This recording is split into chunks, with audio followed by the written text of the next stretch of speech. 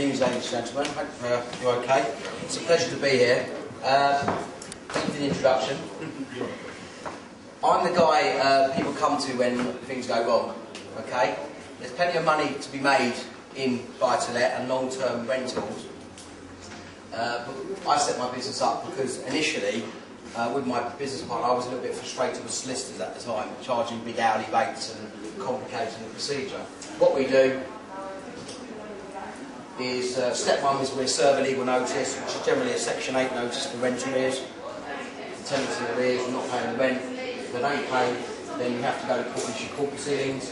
Step one, what we do is we charge £115, including VAT, to serve a notice. Step two, we charge £564, which includes court fee, solicitor's fee, advocate to go to court for you, and our fee to get a possession order and a money judgment. And step three is the bailiff to do the eviction. And I'm going to talk about the procedure a little bit in more depth later on. So what I would say is the most important thing to do is ask for 3 months bank statements from your tenant.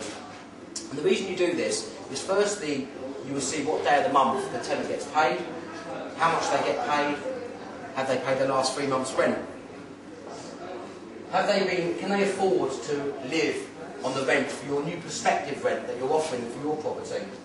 Are they paying utilities? What other bills do they have car finance? 3 months bank statements will tell you everything. If a tenant comes to you and says, I'm not going to give you 3 months bank statements, I will turn around and say, you're not going to be my tenant. Okay, what are you hiding? Okay? Generally, a bank reference is not good enough, because all what happens is the bank reference will turn around and you'll write to the bank and say, is the tenant a satisfactory tenant? And then what will happen is that the bank will write back to you saying, yes, they're trustworthy and satisfactory, but it gives you no information. So bank statements are absolutely key, because if the tenant doesn't respond, there's ways and means of tracking down the tenant at a later date. An employer's reference is really important. So Joe Blogs is coming to you, prospective tenant, they say they're working at a particular place, they want 25k a year, you write to the employer, you confirm the employer does exist, do they have a company registration number, have they got a registration number, call up the company, make sure it exists.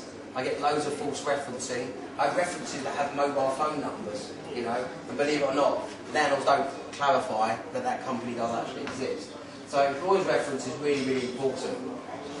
And it's also wise to actually call up the employer and actually ask to speak to the individual.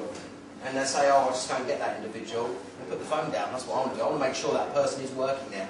And of course, if they are on a gross figure, for argument's sake, 25k a year, and they say they're on that, then you can check it with the bank statements. You can work out what the net value is. Yeah? So you dot your I's and cross your T's. We do offer a tenant checking service at Landlord Action, which is on our website. And our Landlord Action website is landlordaction.co.uk, which is on that postcard that I've given.